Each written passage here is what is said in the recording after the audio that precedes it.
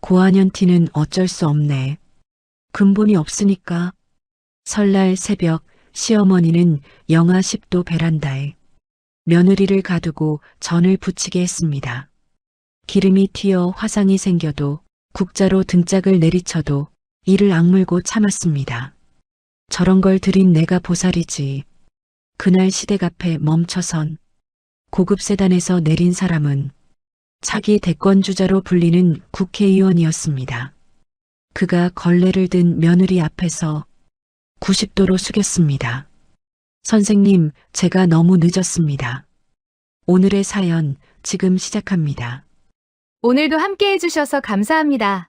구독과 좋아요를 눌러주시면 여러분에게 행운이 가득 찾아올 거예요. 오늘 하루도 행복하고 기쁜 일만 가득하시길 바랍니다. 세상 모든 사연을 정성스레 녹여내서 전하는 꼬순이네입니다. 저희 영상은 실화 바탕의 재구성 또는 창작된 시나리오를 바탕으로 제작되었으며 시각적인 몰입감을 위해 AI 생성 이미지를 활용했습니다. 따뜻한 마음으로 시청해주시면 감사하겠습니다. 새벽 4시 박금자 여사가 안방문을 발로 걷어차며 소리를 질렀습니다. 지훈아, 이년아, 죽었냐 살았냐? 당장 안 일어나. 지훈이 잠결에 몸을 일으키자 박금자 여사가 지훈의 팔을 짐짝처럼 잡아 거실로 끌고 나왔습니다. 거실 바닥에는 싱크대 위까지 식재료가 빼곡하게 쌓여 있었습니다. 20명 입에 들어갈 음식인데 잠이 오니?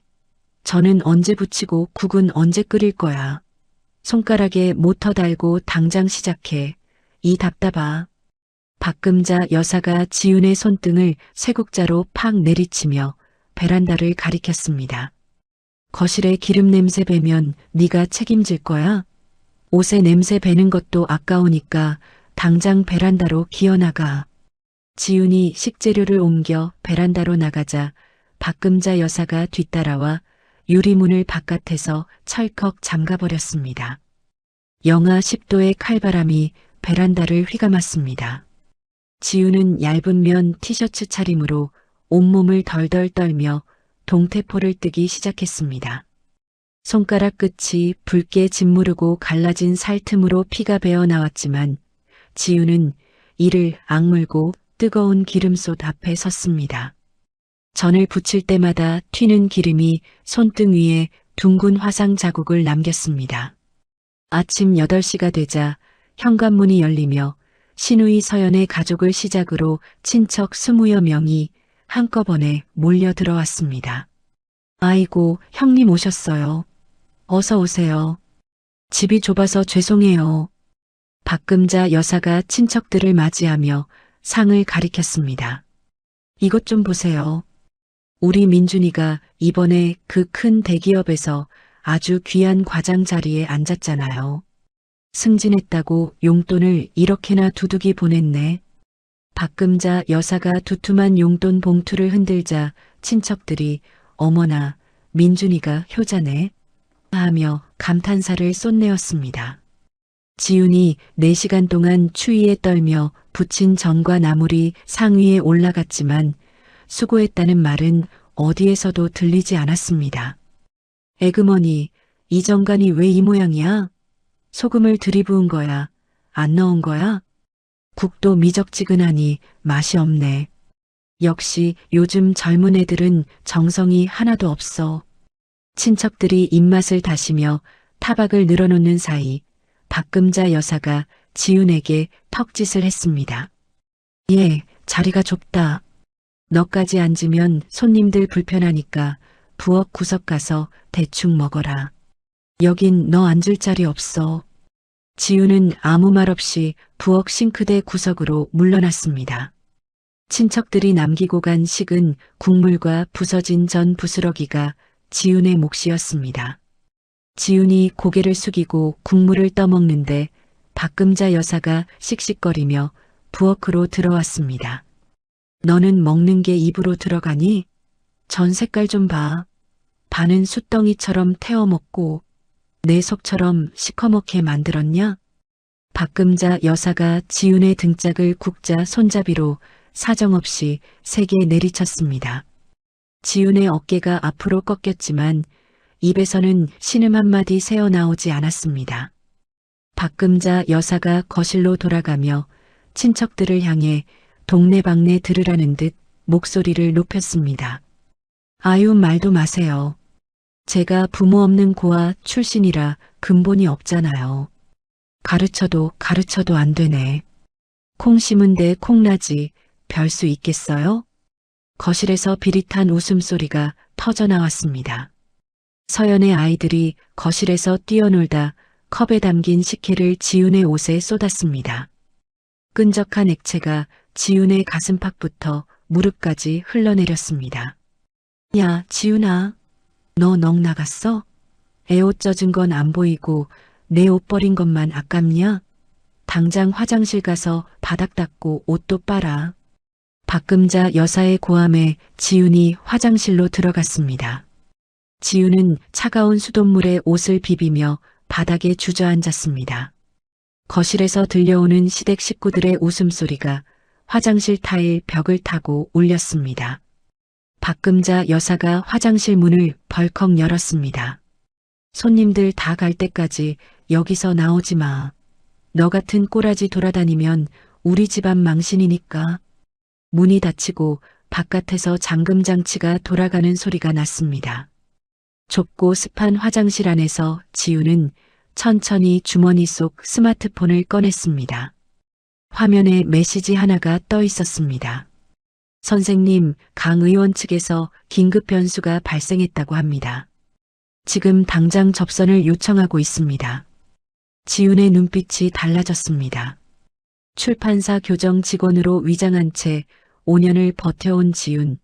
그 이면에는 정계를 뒤흔드는 천재 전략가 제이가 숨어 있었습니다. 지훈이 스마트폰의 녹음 앱을 눌렀습니다. 거실에서 박금자 여사의 목소리가 또렷하게 잡혔습니다. 저런 물건을 며느리라고 데리고 사는 내가 진짜 보살이지. 제 부모가 살아있었으면 내 손에 머리채가 다 뽑혔을 거야.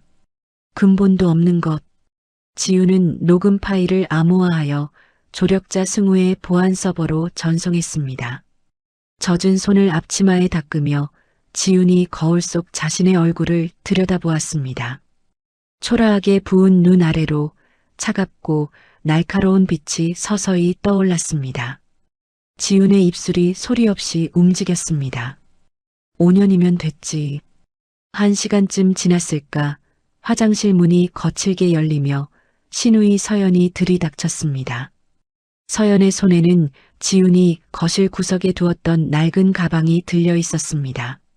언니, 이게 다 뭐야? 가방 속에 웬 종이 뭉치가 이렇게 처박혀 있어? 서연이 가방을 거꾸로 확 뒤집자 내용물이 타일 바닥 위로 지저분하게 쏟아졌습니다. 지훈이 밤잠 설치며 작성하던 보고서 초안과 수첩이 물기 어린 바닥에 뒹굴었습니다. 서연이 발끝으로 종이를 짓밟으며 콧방귀를 뀌었습니다. 교정 직원이면 옷 하나 잡을 것이지 무슨 보고서야? 이런 쓰레기 종이 뭉치 들고 다니면 뭐라도 되는 줄 알아? 웃겨 정말. 서연이 보고서를 양손으로 북북 찢어 지훈의 머리 위로 뿌려버렸습니다. 소동을 듣고 박금자 여사가 득달같이 달려왔습니다. 박금자 여사의 시선이 바닥에 흩어진 수첩 위에 멈추더니 구두발로 그것을 사정없이 비벼 뭉개버렸습니다. 배운 것 없는 부모 밑에서 자라니까 맨날 이런 헛짓거리나 하고 있지. 역시 그 천박한 핏줄은 어디 안 간다니까.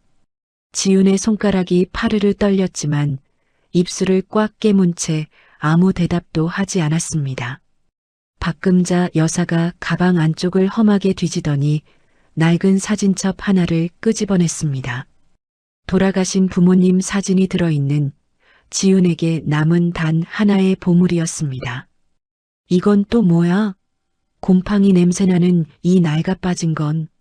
박금자 여사가 사진첩을 넘겨보다가 비열한 미소를 지으며 들고 있던 찻잔을 슬쩍 기울였습니다. 뜨거운 차가 사진 위로 쏟아지며 지윤의 부모님 얼굴 위로 지저분한 갈색 얼룩이 번져나갔습니다.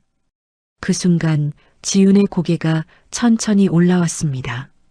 지윤이 처음으로 박금자 여사의 눈을 화살처럼 똑바로 쏘아보았습니다. 그만하십시오. 당장 멈추세요.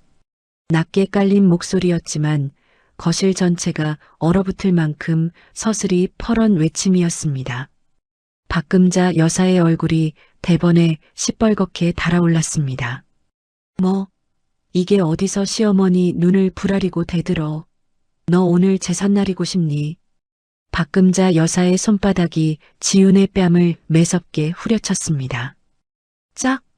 소리와 함께 지윤의 고개가 돌아갔고 터진 입술 끝으로 붉은 피가 배어나왔습니다.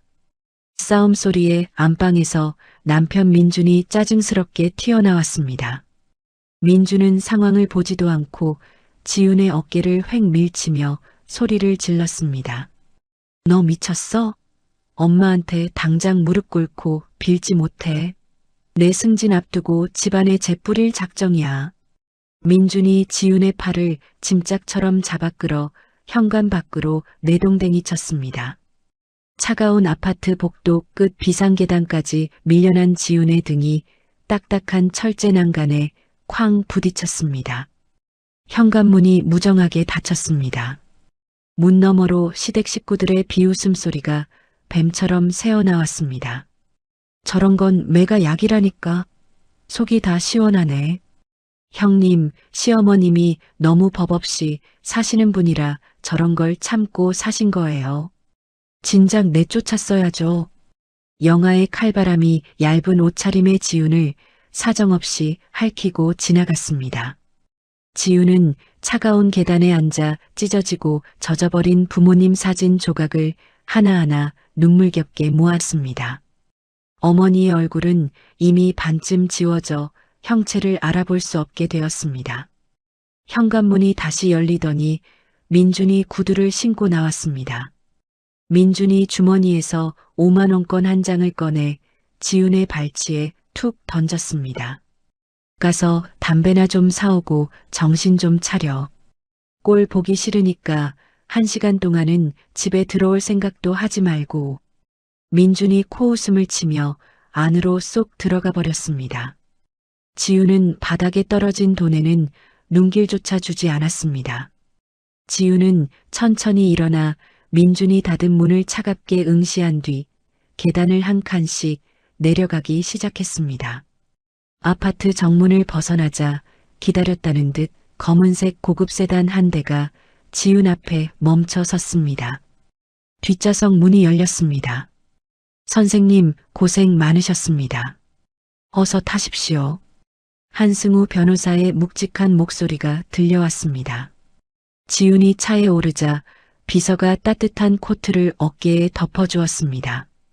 지윤은 코트를 여미며 노트북을 열었습니다. 화장실 바닥에서 떨던 모습은 온데간데 없었습니다. 승우가 서류 파일을 지윤 쪽으로 밀어주었습니다. 남편 박민준이 과장 직급 이용해서 하청업체들 피 빨아먹은 뒷돈 장부입니다. 3년치 싹 다 긁어모았습니다. 지윤이 파일을 넘기며 얼음장 같은 목소리로 물었습니다. 박금자 여사 쪽은 어떻게 됐지? 세금 한 푼 안 내려고 산 상가 건물이 불법 증축 투성이더군요. 구청에서 당장 날아올 자료들 다 챙겨뒀습니다. 지윤이 노트북에서 눈을 떼지 않은 채 곧바로 전화를 걸었습니다. 강 의원님, 저 제이입니다. 오늘 오후 2시 정각에 제가 찍어드리는 주소로 직접 오십시오. 전화기 너머로 강창석 의원의 다급한 목소리가 터져나왔습니다. 아이고, 선생님. 알겠습니다. 열째치고 지금 바로 달려가겠습니다. 지윤이 전화를 끊고 덮었던 코트를 다시 벗었습니다. 코트 아래로 다시 초라하고 얇은 면 티셔츠 차림이 드러났습니다. 승우 씨, 나 잠깐 다시 들어갔다 올게. 이 연극 막이 내리려면 마지막 한 장면이 더 필요하거든. 지윤이 차에서 내려 다시 그 차가운 복도를 걸어 올라갔습니다. 시댁배를 누르자 박금자 여사가 문을 빼꼼히 열고 혀를 찼습니다. 어디서 쏘다니다 이제 기어들어와? 거실 바닥에 아까 흘린 찬물 안 보여? 당장 엎드려서 싹 닦아내. 지우는 고개를 푹 숙인 채 집 안으로 발을 들였습니다. 거실 벽시계의 초침이 운명의 오후 2시를 향해 바쁘게 움직이고 있었습니다. 지훈이 차가운 바닥에 무릎을 꿇고 걸레를 들었습니다. 찬물이 얼룩진 바닥을 천천히 닦으며 곁눈질로 거실 벽시계를 흘겨보았습니다. 오후 1시 40분. 신우이 서연이 과자 봉지를 부스럭거리며 지훈의 머리 위로 부스러기를 털어냈습니다. 언니, 청소하는 김에 이것도 좀 치워. 구석구석 아주 깔끔하게 말이야. 응? 서연이 얄밉게 웃으며 발끝으로 지훈의 등을 툭 찼습니다. 지훈은 대꾸 없이 떨어진 부스러기를 묵묵히 쓸어 담았습니다. 거실에서는 박금자 여사가 아들 민준의 멱살이라도 잡을 기세로 달달 볶고 있었습니다. 야, 박민준. 강창석 의원이 이번에 대권 주자로 아주 유력하다며. 너는 그 양반 명함 한 장이라도 받아본 적 있어? 민준이 고개를 푹 숙이며 기어들어가는 목소리로 대꾸했습니다. 어머니, 그 양반이 어디 저 같은 과장 따위하고 만나주는 분입니까?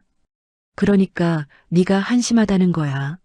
서연이 남편은 골프 모임 가서 국회의원이랑 악수도 했다는데 넌 도대체 누굴 닮아 그 모양이니? 박금자 여사가 소파 쿠션을 집어 던지자 민준의 얼굴이 벌겋게 달아올랐습니다. 오후 1시 50분. 지훈이 청소하는 척하며 거실 구석 큰 화분 뒤에 소형 녹음기를 쓱 밀어 넣었습니다. 녹음기는 이미 지훈의 특수 서버와 연동되어 집안의 모든 소리를 실시간으로 전송하기 시작했습니다. 민준이 지훈 쪽으로 성큼성큼 걸어오더니 걸레질하는 지훈의 머리 위에서 거만하게 내려다보았습니다. 야, 오늘 저녁에 진짜 귀한 손님이 오실지도 몰라. 넌 입 꽉 닫고 방구석에 처박혀 있어. 내 말 알았어? 지훈은 대답 대신 고개만 살짝 끄덕였습니다. 오후 1시 55분. 지훈의 손목에 찬 오치가 짧고 강하게 진동했습니다. 화면에는 킹메이커들만의 암호문이 한 줄 떠올랐습니다. 단지 입구 진입. 3분 내 도착. 지훈이 잡고 있던 걸레를 바닥에 툭 내려놓고 천천히 몸을 일으켰습니다. 박금자 여사가 베란다 창밖을 내다보다가 눈이 튀어나올 듯 커졌습니다. 검은색 대형 세단 세대가 경찰 오토바이의 호위를 받으며 아파트 정문을 당당히 지나고 있었습니다. 민준아, 저것 좀 봐. 저 차 앞에 국기가 꽂혀 있어. 저거 엄청난 높으신 분 차 아니냐? 박금자 여사가 헐레벌떡 현관으로 뛰어갔습니다. 어머나, 우리 집에 오는 거 아니야?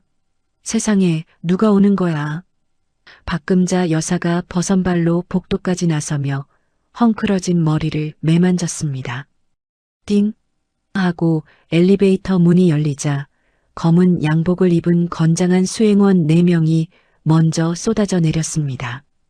박금자 여사가 환희에 찬 얼굴로 한 발 앞으로 나섰습니다. 아이고, 어서 오세요. 혹시 저희 집에. 그러나 수행원 한 명이 박금자 여사의 어깨를 툭 잡더니 거칠게 벽 쪽으로 밀어냈습니다. 뒤로 물러나 주십시오. 길 비키세요. 박금자 여사가 벽에 딱 붙은 채 멍하니 서 있는 사이 수행원들이 현관 안쪽까지 들이닥쳐 거실 통로를 쫙 확보했습니다. 뒤이어 강창석 의원이 위험 있는 걸음으로 시댁 거실에 발을 들여놓았습니다. 민준이 용수철처럼 벌떡 일어났습니다. 강창석 의원님. 박금자 여사가 허둥지둥 거실로 기어들어오며 비굴하게 두 손을 모았습니다. 아이고, 의원님. 이렇게 귀한 분이 이 누추한 곳에 어쩐 일이십니까? 민준아, 빨리 비싼 차 내와. 강창석 의원은 박금자 여사를 눈길 한 번 주지 않고 무시했습니다. 강 의원의 날카로운 시선이 거실 구석 한 군데에 딱 멈추었습니다. 거기엔 걸레를 든 채 초라한 때자국 묻은 앞치마를 두른 지훈이 서 있었습니다. 강 의원이 성큼성큼 지훈 앞으로 다가가더니 모두가 보는 앞에서 허리를 90도로 꺾어 깊이 숙였습니다. 선생님, 제가 너무 늦게 모시러 왔습니다. 진심으로 죄송합니다. 거실의 공기가 얼음장처럼 굳어버렸습니다. 박금자 여사가 들고 있던 물컵이 손에서 미끄러져 챙그랑 소리를 내며 박살났습니다. 민주는 입을 벌린 채 망치로 머리를 맞은 듯 굳어버렸고 서연은 들고 있던 과자 봉지를 바닥에 떨어뜨렸습니다. 민준이 간신히 정신을 차리고 한 발 앞으로 나서며 더듬거렸습니다. 의원님, 이 사람은 제 와이프인데요. 지금 무슨 실수를. 그러자 수행원 2명이 철벽처럼 민준의 앞을 가로막았습니다. 강 의원이 고개를 돌려 지훈의 손등을 보았습니다. 기름에 데어 붉게 익은 화상 자국과 국자, 손잡이에 맞아 멍든 자국이 선명하게 눈에 들어왔습니다. 강 의원의 안색이 순식간에 시퍼렇게 변했습니다. 강 의원이 박금자 여사를 향해 벼락 같은 소리를 질렀습니다. 당신들, 이분이 도대체 누구신 줄이나 알고 감히 이런 대접을 한 겁니까? 박금자 여사의 무릎이 종이 인형처럼 풀려 소파 아래로 미끄러졌습니다. 서연이 겁에 질려 화장실로 도망치려다 수행원에게 팔을 붙잡혀 옴짝달싹 못하게 되었습니다. 지훈이 천천히 앞치마 끈을 풀어 바닥에 툭 떨어뜨렸습니다. 지훈이 박금자 여사가 소파 옆에 모셔둔 명품 가방을 구두로 밟고 지나가며 강 의원에게 나지막이 말했습니다. 의원님, 여긴 공기가 탁하네요. 밖에서 이야기하시죠. 박금자 여사가 바닥에 주저앉아 입만 벙긋거렸지만 아무 소리도 나오지 않았습니다. 민주는 수행원들에게 가로막혀 멀어지는 지훈의 뒷모습만 넋 나간 채 바라보았습니다. 지훈이 강 의원의 극진한 호의를 받으며 현관문을 나섰습니다. 복도에 선 지훈의 등 뒤로 시댁 거실의 정적이 무겁고 서늘하게 가라앉았습니다. 아파트 단지 주차장에는 취재진 수십 명이 카메라를 들고 개미떼처럼 대기하고 있었습니다. 강 의원의 수행원들이 홍해 갈라지듯 길을 열자 지훈이 강 의원과 나란히 서서 세단을 향해 당당히 걸어갔습니다. 강 의원이 직접 허리를 굽혀 뒷문을 열고는 지훈을 상석에 극진히 태웠습니다. 차 문이 툭 하고 닫히자마자 지훈은 차가운 눈빛으로 전화기를 들었습니다. 승우 씨, 준비한 이혼 소장이랑 비리 자료 지금 바로 세상에 뿌려. 승우의 묵직한 대답이 즉시 돌아왔습니다. 이미 법원에 소장 접수 마쳤고 주요 언론사 12곳에 동시에 자료 송부했습니다. 지훈이 전화를 끊고 천천히 창밖을 바라보았습니다. 시댁 아파트 베란다에 박금자 여사와 민준, 서연이 마치 창살 없는 감옥에 갇힌 죄수들처럼 매달려 주차장을 내려다보고 있었습니다. 세단 행렬이 단지를 빠져나가기가 무섭게 민준의 전화기가 미친 듯이 울려댔습니다. 회사 감사팀의 날카로운 목소리가 터져나왔습니다. 박민준 과장, 당신이 공금 빼돌리고 하청업체랑 뒷거래한 혐의 다 밝혀졌어. 지금 당장 직위해제니까 내일 오전까지 짐 싸서 출석해. 민준이 전화기를 든 채 그 자리에 돌부처처럼 굳어버렸습니다. 박금자 여사의 전화기도 기다렸다는 듯 요란하게 울렸습니다. 상가 건물 관리인의 목소리가 사시나무 떨듯 흔들리고 있었습니다. 사장님, 큰일 났습니다. 구청 단속반이 들이닥쳐서 불법 증축의 소방법 위반이라고 영업 정지 딱지를 사방에 붙이고 있어요. 박금자 여사가 기절할 듯 비명을 지르며 전화기를 바닥에 내팽개쳤습니다. 이게 다 그년이 한 짓이야. 앙큼한 년. 민준아, 당장 지훈이한테 전화해서 빌기라도 해. 민준이 사들린 듯 지훈에게 전화를 걸었지만 돌아오는 건 없는 번호라는 차가운 안내 음성뿐이었습니다. 민준이 문자를 수백 통이나 보냈지만 화면엔 전송 실패를 알리는 빨간 표시만 가득했습니다. 박금자 여사가 악이 받쳐 겉옷을 걸쳐 입으며 현관으로 달려나갔습니다. 강 의원 사무실로 가자. 내가 직접 가서 그년 머리채를 끌어내겠어.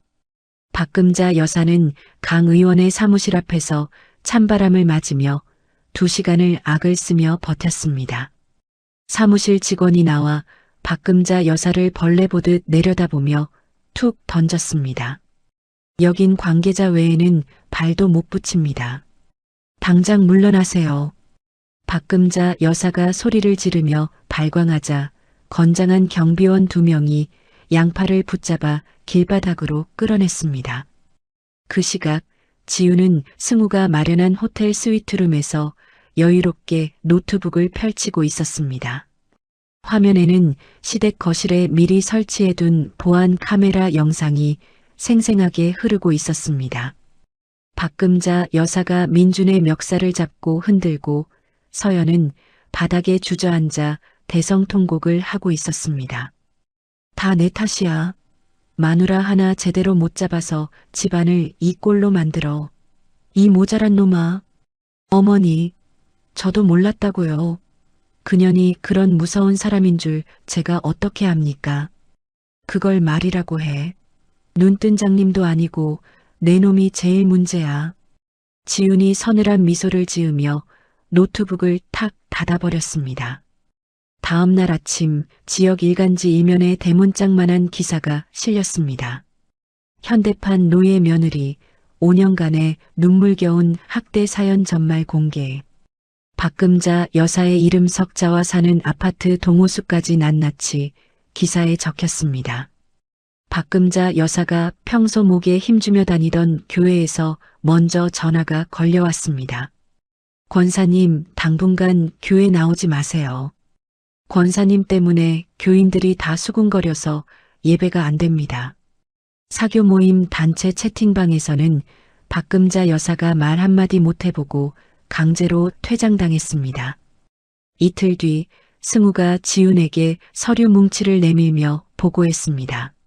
민준의 통장이랑 박금자 여사 이름으로 된 상가 부동산까지 싹 다 가압류 묶어버렸습니다. 지훈이 창밖의 화려한 야경을 바라보며 말없이 고개를 끄덕였습니다.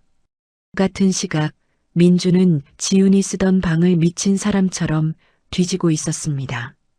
서랍이란 서랍은 다 빼서 바닥에 던졌지만 지훈의 흔적은 머리카락 한 올조차 남아있지 않았습니다. 옷가지도 신발도 손때 묻은 수첩 한 권도 감쪽같이 사라진 뒤였습니다.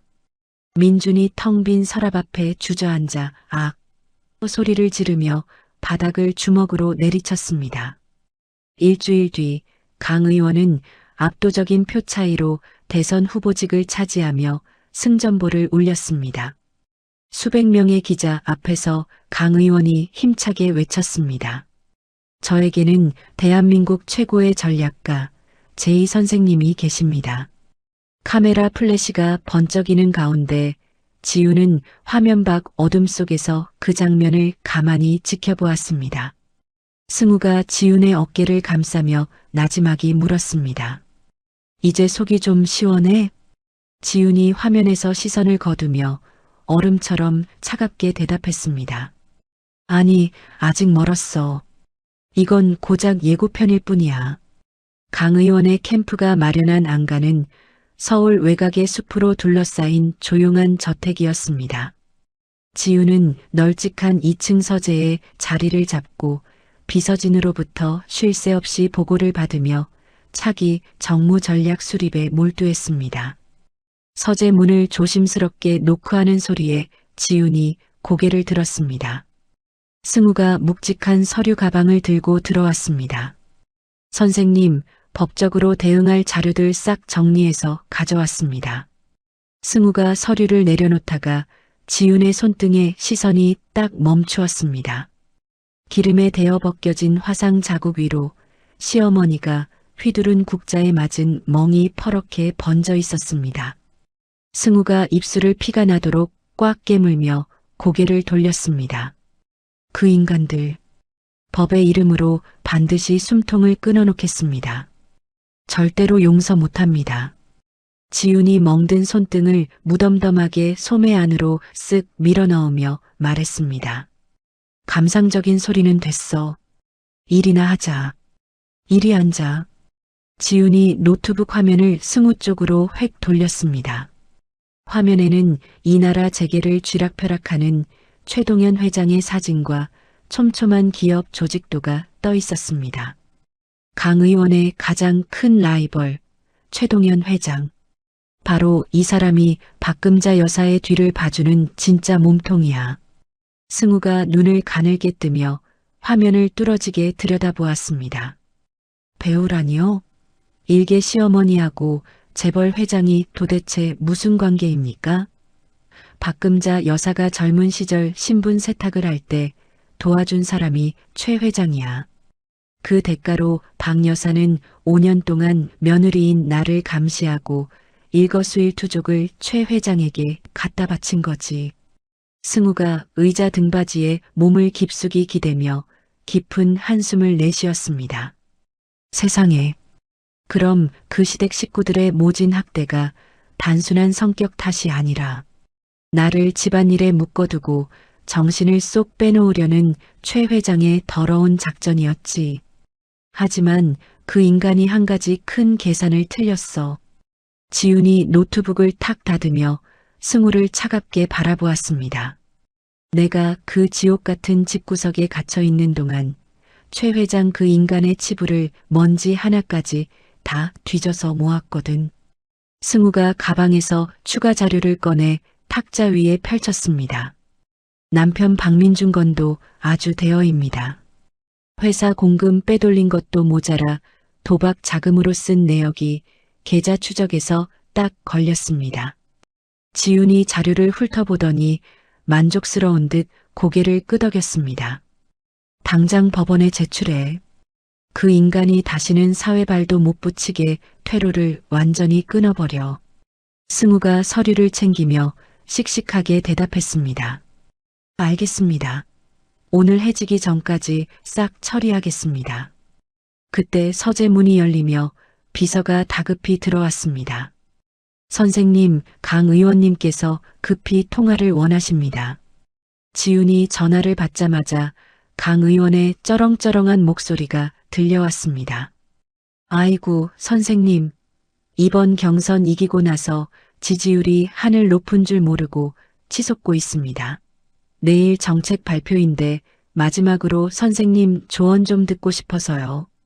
의원님, 다른 거 보지 마시고 서민 주거 안정 정책만 강하게 밀어붙이세요. 상대는 부자들 세금 깎아주자는 소리만 하니까 민심은 우리 쪽으로 오게 돼 있습니다. 강 의원이 잠시 숨을 고르더니 진지한 목소리로 입을 열었습니다. 선생님, 부탁이 하나 더 있습니다. 저를 도와 대선 캠프 수석 전략가 자리를 정식으로 맡아주시면 안 되겠습니까?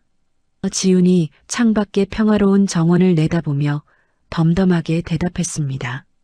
저는 그런 높은 자리는 욕심 없습니다. 다만 의원님이 이 나라를 제대로 바꿀 수만 있다면 제가 끝까지 뒤를 지키겠습니다. 전화를 끊자 승우가 걱정스러운 듯 슬쩍 물었습니다. 그나저나 그 망할 시댁 놈들은 요즘 어쩐답니까? 지훈이 노트북을 다시 열며 서늘하게 말했습니다. 박금자 여사가 아들 민준이를 달달 볶고 난리야. 어떻게든 나한테 사죄할 구멍을 찾아오라고 비명을 지른다네. 하지만 이미 버스는 떠났지. 승우가 따뜻한 차를 한 잔 따라 지훈 앞에 놓아주었습니다. 신우이 서연이 쪽도 가관입니다.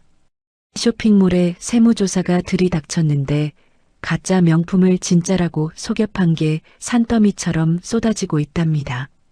지훈이 차를 한 모금 마시며 차분하게 말했습니다. 서연이는 내버려둬도 제풀에 쓰러질 거야. 지금 우리가 잡아야 할 호랑이는 최 회장뿐이야.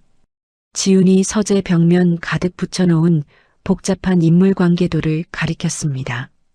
최 회장을 중심으로 박금자 여사, 민준, 서연이 빨간 선으로 지저분하게 얽혀 있었습니다. 박금자 여사가 제일 무서워하는 게 돈줄 끊기고 이름에 먹칠 당하는 거야. 그 두 가지를 한 번에 끊어버리면 최 회장도 쓸모없는 사냥개는 버리게 되겠지. 승우가 관계도를 바라보며 단단히 각오를 다졌습니다. 경호팀도 철저히 배치했습니다. 그 시댁 인간들, 선생님 근처 1km 안짝으로는 얼씬도 못하게 손을 써뒀습니다. 밤이 깊어 주위가 고요해졌습니다. 승우가 나간 뒤에도 지훈은 홀로 책상 앞에 앉아 있었습니다. 지훈이 서랍 깊숙한 곳에서 찬물에 젖어 얼룩진 낡은 사진 조각을 꺼냈습니다. 지워져가는 어머니의 얼굴 위로 지훈의 마디 굵은 손가락이 천천히 머물렀습니다. 엄마, 아빠, 조금만 더 기다리세요. 이제 거의 다 왔어요. 지훈이 사진을 소중히 넣고 다시 노트북 앞에 앉았습니다. 화면 위에는 최동현 회장 비리 총정리라는 시커먼 파일이 열려 있었습니다. 지훈의 손가락이 키보드 위를 번개처럼 빠르게 두드리기 시작했습니다. 다음 날 아침 구청 단속반 직원 4명이 박금자 여사의 상가 건물 앞에 들이닥쳤습니다. 건물 입구에 영구 폐쇄 명령이라고 적힌 시뻘건 압류 딱지가 사방에 붙었습니다. 건물 관리인이 사색이 되어 박금자 여사에게 전화를 걸었습니다. 사장님, 큰일 났습니다. 건물 전체가 무단 개조된 걸로 판정나서 과태료만 수억 원이랍니다. 지금 당장 문 닫으래요. 박금자 여사가 전화기를 쥔 채 거실 바닥에 털썩 주저앉았습니다. 수억이 뭐야, 수억이. 그 건물이 내 목숨이고 전 재산인데 이게 무슨 날벼락이야. 민준이 놀라 어머니에게 달려왔지만 박금자 여사는 민준의 손을 거칠게 뿌리쳤습니다. 너 때문이야. 이 등신 같은 놈아. 마누라 하나 제대로 잡아놨으면 집안이 이 꼴이 났겠어? 네가 못나서 그런 거야. 같은 시각 민준의 회사 내부 게시판에 글 하나가 올라와 서버를 마비시켰습니다. 제목은 대기업 전략기획실 과장의 소름 끼치는 두 얼굴이었습니다. 민준이 지훈에게 퍼부은 입에 담지 못할 폭언 녹취록과 하청업체들 피를 빨아먹은 뒷돈 수수 내역이 증거물로 첨부되어 있었습니다. 민준이 출근하자 복도에서 마주치는 동료마다 오물을 본 듯 고개를 획 돌렸습니다. 세상에 사람이 어떻게 저래? 겉만 멀쩡했지 완전 짐승이네. 아무도 민준에게 인사하지 않았고 인사팀 직원이 민준의 자리로 싸늘하게 찾아왔습니다. 박 과장님, 인사위원회에서 정식 형사 고소 통지서 나왔습니다. 짐 챙길 것도 없이 지금 바로 대기실로 가주시죠. 민준이 통지서를 받아든 손은 사시나무 떨듯 사정없이 흔들리고 있었습니다. 신우이 서연에게도 하늘이 무너지는 재앙이 쏟아졌습니다. 인기 쇼핑몰 대표, 가짜 명품 판매 및 수십억 탈세 의혹 포착이라는 기사가 포털 사이트 메인에 대문짝만하게 걸렸습니다. 서연의 쇼핑몰 사무실 전화기가 미친 듯이 울려대기 시작했습니다. 환불해줘. 이 사기꾼아. 가짜를 진품이라고 속여 팔아놓고 네가 사람이야.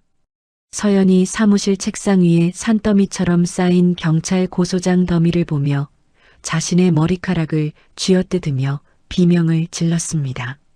지우는 캠프 본부 회의실에서 3개의 모니터를 번갈아 바라보고 있었습니다. 한 화면에는 박금자 여사의 상가 건물이 폐쇄되는 장면이 다른 화면에는 민준이 회사에서 쫓겨나는 게시판이, 마지막 화면에는 서연의 파멸을 알리는 기사가 떠 있었습니다. 지훈의 표정은 마네킹처럼 한치의 흔들림도 없었습니다.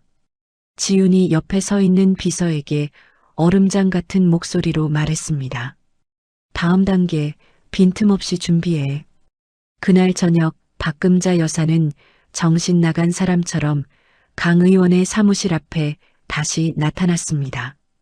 내가 강 의원님 뵐 때까지 여기서 한 발자국도 안 가. 우리 며느리 좀 만나게 해달라고. 박금자 여사가 사무실 앞 차가운 인도에 돗자리를 깔고 철퍼덕 앉아 악을 썼습니다. 지나가던 강 의원 지지자 서너 명이 박금자 여사를 단박에 알아보았습니다. 어머, 저 여자 아니야? 뉴스에 나온 노예 며느리 시어머니. 맞아. 설날에 영하 10도 베란다에 가둬놓고 전 부치게 했다는 그 독한 할망구네. 지지자들이 박금자 여사를 향해 침을 뱉으며 욕설을 퍼부었습니다. 남의 귀한 딸 데려다가 하녀로 부리니 속이 시원하디? 천벌 받을련. 박금자 여사가 고개를 푹 숙이고는 돗자리를 황급히 말아들고 도망치듯 택시를 잡아탔습니다. 이틀 뒤 지훈은 정재계 인사들이 모두 모인 화려한 만찬장에 나타났습니다. 검은색 명품 정장을 입은 지훈이 만찬장 입구에 서자 모든 시선이 한꺼번에 쏠렸습니다. 저분이 바로 강 의원의 그 천재 전략가래. 경선 승리도 다 저분 머리에서 나왔다면서? 진짜 대단한 책사라더군. 지훈이 만찬장 안으로 우아하게 걸어 들어가자 내로라 하는 기업 대표들과 정치인들이 먼저 달려와 손을 내밀었습니다. 지훈이 여유롭게 악수를 나누는 순간 만찬장 입구에서 소란스러운 소동이 벌어졌습니다. 민준이었습니다. 헝클어진 머리에 퀭한 눈을 한 민준이 경비원들에게 붙잡힌 채 버둥거렸습니다. 지훈아, 지훈아, 나 좀 봐. 제발 한 번만, 딱 한 번만 이야기 좀 하자. 만찬장 안의 시선이 일제히 입구로 향하며 웅성거리기 시작했습니다. 지훈이 들고 있던 와인잔을 천천히 내려놓고 입구 쪽을 차갑게 한번 바라보았습니다. 민준과 눈이 마주쳤습니다. 민준의 눈에는 비굴한 눈물이 가득 고여 있었습니다. 지훈은 단 1초의 망설임도 없이 시선을 거두고 옆자리의 기업 대표에게 고개를 돌렸습니다. 무시하시고 말씀 이어가시죠. 민준이 경비원들에게 질질 끌려나가며 목이 터져라 지훈의 이름을 불렀지만 거대한 만찬장 문은 가차없이 닫혔습니다. 승우가 지훈 옆으로 다가와 낮은 목소리로 속삭였습니다. 박금자 여사 쪽 친척들이 방금 성명 냈어. 박 여사랑은 이제 남남이라며 인연 끊겠대. 지훈이 와인잔을 천천히 들어올리며 짧게 대답했습니다. 쥐새끼들이 가라앉는 배에서 먼저 도망치는 법이지. 만찬이 끝난 뒤 지훈은 승우가 운전하는 차에 몸을 실었습니다. 승우가 백미러로 지훈을 살피며 물었습니다. 민준이 그 자식 저 꼴로 나타날 줄 알았어? 지훈이 창밖으로 흐르는 가로등 불빛을 보며 무덤덤하게 말했습니다. 예상했어. 하지만 내가 돌아봐야 할 사람은 이제 그 집안에 단 한 명도 없어. 지훈이 전화기를 꺼내 시댁 식구들이 있는 단체 채팅방을 열었습니다. 지훈의 손가락이 화면 위에서 꾹꾹 눌러 담듯 마지막 메시지를 쳤습니다. 당신들이 내게 준 영화의 추위는 이제 당신들이 평생 짊어질 몫입니다. 메시지를 보낸 뒤 지훈은 미련 없이 채팅방을 나갔습니다. 승우가 백미러로 본 지훈의 눈가가 아주 잠깐 붉어지는 듯 했지만 이내 예리한 칼날 같은 차가운 빛으로 돌아왔습니다. 이혼 재판 첫날 법원 정문 앞에는 취재진 100여 명이 카메라를 세우고 지훈을 기다리고 있었습니다. 검은 수트를 입은 지훈이 승우와 나란히 차에서 내리자 카메라 셔터 소리가 한꺼번에 터졌습니다. 지훈이 법원 계단을 올라가는 발걸음에는 한치의 흔들림도 없었습니다. 법정 안으로 들어서자 피고석에 민준이 앉아 있었습니다. 한 달 전만 해도 대기업 과장의 반듯한 얼굴이었지만 지금은 눈밑이 퉁그스름하게 내려앉고 양볼이 쑥 들어가 있었습니다. 민준이 지훈을 보자 자리에서 반쯤 일어나며 입술을 달달 떨었습니다. 지훈아, 나 좀 봐줘. 지훈아. 지훈은 민준을 벌레 보듯 무시하고 원고석에 도도하게 앉았습니다. 승우가 재판부 앞에 증거자료 상자를 쾅 소리 나게 올려놓았습니다. 재판장님, 피고 측이 저지른 짐승 같은 학대 증거와 입에 담지 못할 폭언 녹취록, 그리고 회사 공금 빼돌린 내역서까지 싹 다 제출합니다. 민준의 국선 변호사가 서류를 넘기다 얼굴이 하얗게 질려 손을 부들부들 떨었습니다. 민준이 지훈의 이름을 몰래 써서 돈을 빌린 대출 서류가 화면에 크게 뜨자 방청석에서 세상에 저게 사람이야? 하는 웅성거림이 번졌습니다. 민준이 벌떡 일어섰습니다. 재판장님, 억울합니다. 저는 그 대출에 대해서 아내한테 미리 다 말하고 허락받았습니다. 승우가 비웃듯 곧바로 서류 한 장을 높이 들어 올렸습니다. 이건 피고가 아내 인감을 몰래 훔쳐다 찍은 증거입니다. 여기 어디에 원고의 사인이 있습니까? 이건 엄연한 범죄입니다. 민준이 입을 떡 벌렸지만 아무 말도 나오지 않았습니다. 재판장이 서슬 퍼런 눈으로 민준을 내려다보며 말했습니다. 피고는 당장 자리에 앉으십시오. 한마디만 더하면 법정 모독죄로 다스리겠습니다. 민준이 기가 꺾여 풀썩 의자에 주저앉았습니다. 재판이 끝나고 법원 복도로 나오자 박금자 여사가 득달같이 달려와 지훈의 앞을 가로막았습니다. 박금자 여사의 손에는 금목걸이며 금반지가 가득 든 보자기가 들려 있었습니다. 지훈아, 내가 잘못했다. 이거 다 내 거야. 내가 평생 모아둔 금부치들인데 이거 다 줄 테니까 제발 우리 민준이 한 번만 살려줘라. 응? 박금자 여사가 비굴하게 보자기를 지훈 앞에 내밀었습니다. 지훈이 그 보자기를 차가운 눈으로 잠시 내려다보았습니다. 지훈이 보자기를 낚아채듯 받아들더니 복도 옆 커다란 쓰레기통 뚜껑을 열고는 망설임 없이 집어 던져버렸습니다. 박금자 여사의 무릎이 툭 꺾이며 복도 바닥에 볼품없이 주저앉았습니다. 이 인연이, 네가 진짜 미쳤구나. 내 전 재산을. 지훈이 바닥에 나뒹구는 박금자 여사를 서늘하게 내려다보며 입을 열었습니다. 어머님, 5년 동안 저한테 하신 말씀들 하나도 안 잊었습니다. 근본 없는 년 고아 출신 물건. 그 더러운 말들 제 녹음기에 다 들어있어요. 박금자 여사가 고개를 들어 귀신이라도 본 듯 지훈을 올려다보았습니다. 지훈의 눈에는 분노도 슬픔도 없이 오직 얼음 같은 냉기만 서려 있었습니다. 어머님이 그동안 저한테 시킨 하녀 일들, 이제 어머님이 감옥에서 직접 하시게 될 겁니다. 각오하세요. 지훈이 가차없이 돌아서서 복도를 걸어나갔습니다. 박금자 여사가 바닥에 엎드려 아이고 곡소리를 내며 울음을 터뜨렸지만 지나가는 사람 중 아무도 뒤를 돌아보지 않았습니다. 3주 뒤 강 의원이 드디어 대선에서 당선되었습니다. 당선 직후 강 의원이 가장 먼저 전화를 건 상대는 다름 아닌 지훈이었습니다. 선생님, 이 강창석이가 이 자리에 오기까지 선생님이 안 계셨다면 꿈도 못 꿨을 겁니다. 진심으로 감사합니다. 지훈이 전화기를 내려놓고 지그시 승우를 바라보았습니다. 승우가 지훈의 맞은편에 앉아 기분 좋은 얼굴로 서류를 정리하고 있었습니다. 지훈아, 내 부모님 선산이랑 옛집 오늘자로 전부 되찾았어.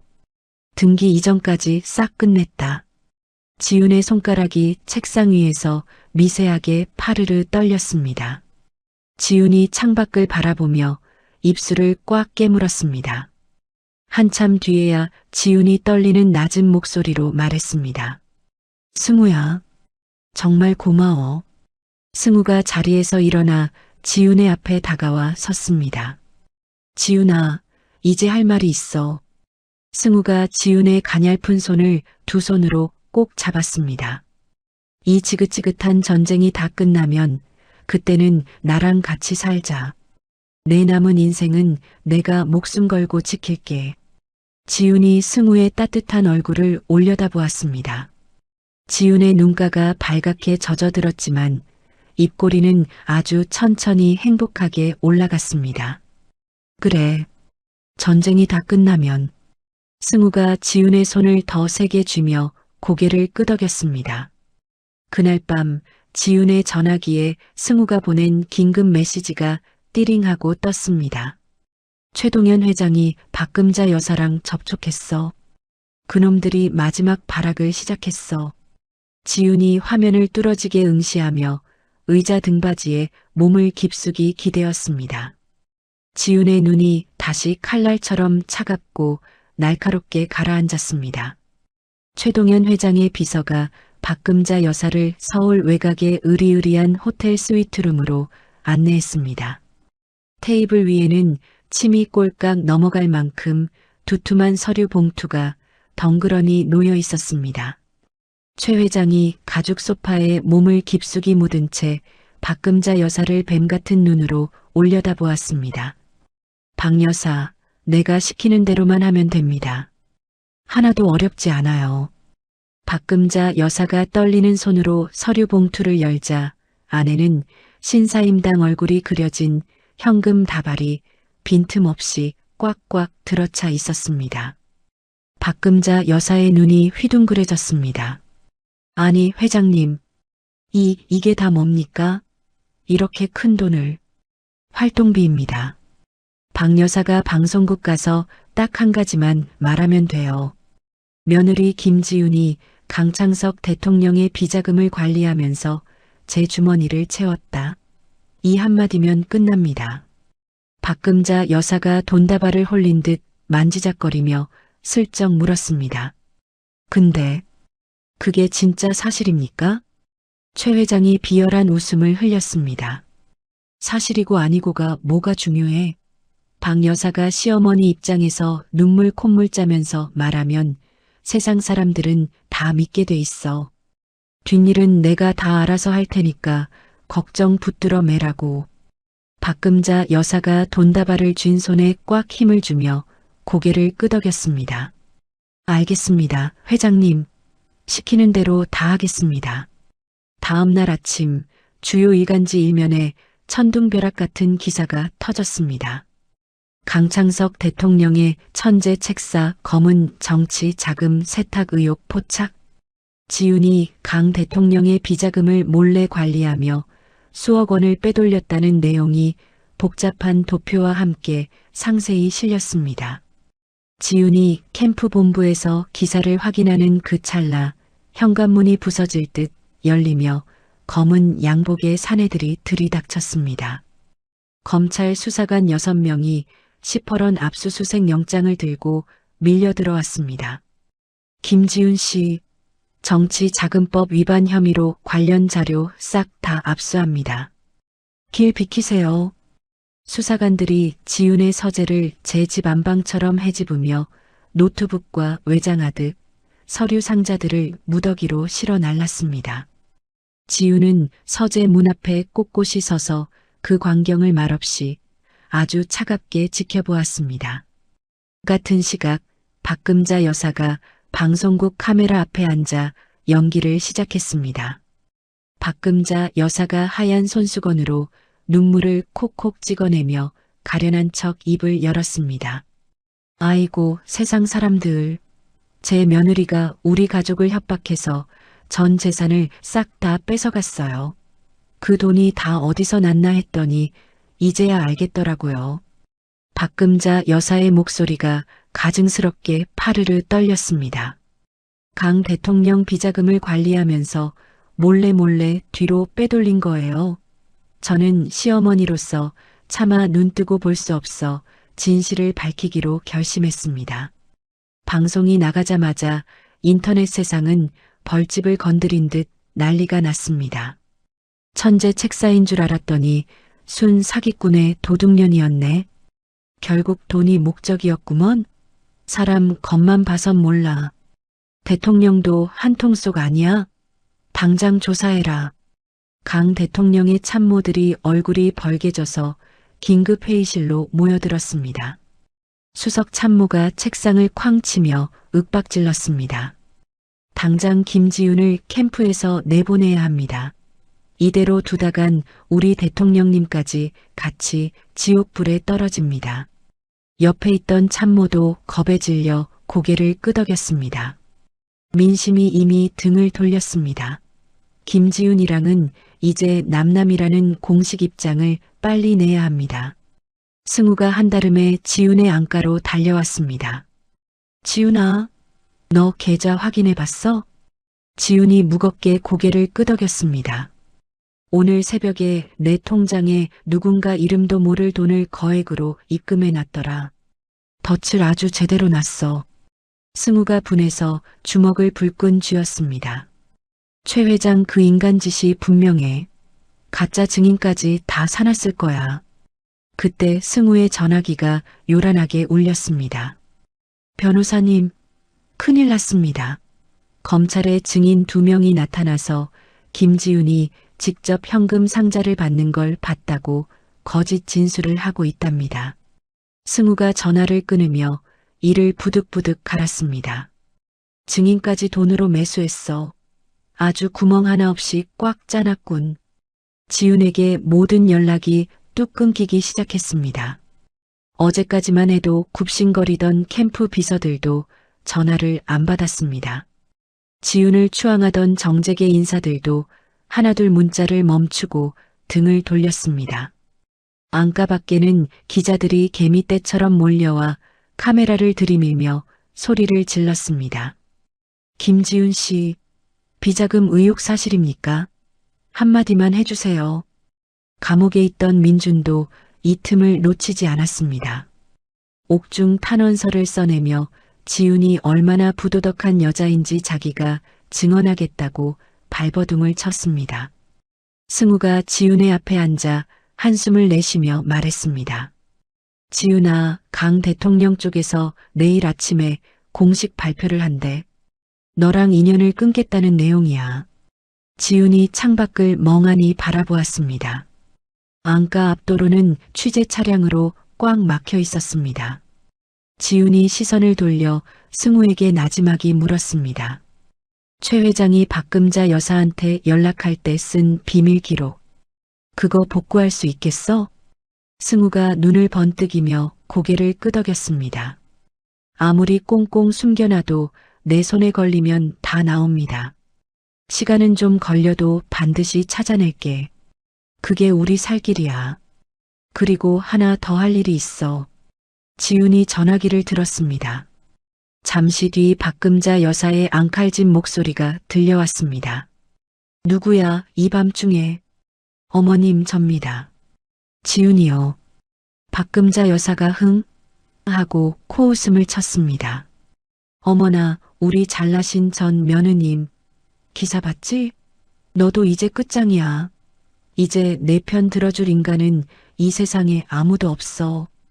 박금자 여사의 얄미운 웃음소리가 스피커를 타고 흘러나왔습니다. 최 회장님이 다 밝혀주실 거야. 네가 얼마나 시커먼 속을 가진 년인지. 지윤이 전화기를 귀에 댄 채 입꼬리를 슬쩍 올렸습니다. 어머님, 최 회장이 돈을 얼마나 듬뿍 줬길래 이렇게 기운이 펄펄 나세요? 박금자 여사가 흥분해서 나불대기 시작했습니다. 그분이 나한테 얼마나 큰 돈을 줬는지가 뭐가 중요해. 중요한 건 네가 이제 감옥 가게 생겼다는 거지. 호호. 지윤이 조용히 전화를 끊고 녹음 파일을 저장했습니다.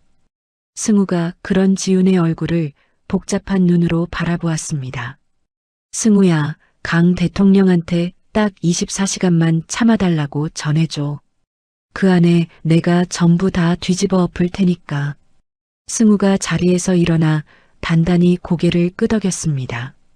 지우는 텅 빈 서재에 홀로 앉아 책상 위 부모님 사진 조각을 가만히 내려다보았습니다. 지훈의 손가락이 사진 위를 따뜻하게 한번 쓸고 지나갔습니다. 지훈이 의자에서 일어나 노트북을 다시 열었습니다. 화면 위에는 최 회장의 비밀 금고가 어디에 있는지 표시된 지도가 환하게 떠올랐습니다. 1년 뒤 지훈은 국가 훈장 수여식 단상에 당당히 서 있었습니다. 강 대통령이 직접 지훈의 가슴에 반짝이는 훈장을 정성껏 달아주었습니다. 대한민국의 정의를 바로 세우기 위해 온몸을 던진 김지훈 전략가에게 이 나라의 마음을 담아 훈장을 수여합니다. 객석에서 우레와 같은 박수 소리가 터져 나왔습니다. 승우는 맨 앞줄에 앉아 벅찬 눈빛으로 지훈을 가만히 바라보고 있었습니다. 지훈이 단상에서 내려와 승우의 옆자리에 앉으며 쑥스러운 듯 작게 웃었습니다. 아유, 사람들 시선이 너무 많아서 다리가 다 떨리더라. 승우가 지훈의 손을 따뜻하게 꼭 잡으며 대답했습니다. 무슨 소리야? 하늘에서 내려온 선녀처럼 우아하기만 하던걸. 수여식이 끝난 뒤 승우가 지훈을 태우고 서울 외곽의 한적한 곳으로 차를 몰았습니다. 지훈이 창밖으로 스치는 초록빛 풍경을 바라보다가 슬쩍 물었습니다. 승우야, 우리 지금 어디 가는 거야? 다 왔어. 내려보면 깜짝 놀랄 거다. 차가 멈춘 곳은 야트막한 언덕 위에 아주 예쁜 공원이었습니다. 정갈한 돌담길을 따라 걸어 올라가자 그 끝에 부모님의 묘비가 햇살을 받으며 나란히 서 있었습니다. 지훈아, 지난달에 여기 추모공원 공사가 다 끝났어. 이제 선산도 내 부모님 이름으로 완벽하게 되찾았다. 지훈이 묘비 앞에 천천히 무릎을 꿇었습니다. 지훈의 마디진 손가락이 묘비에 새겨진 어머니의 이름 석자 위를 부드럽게 쓸어내렸습니다. 엄마, 이제 정말 다 끝났어.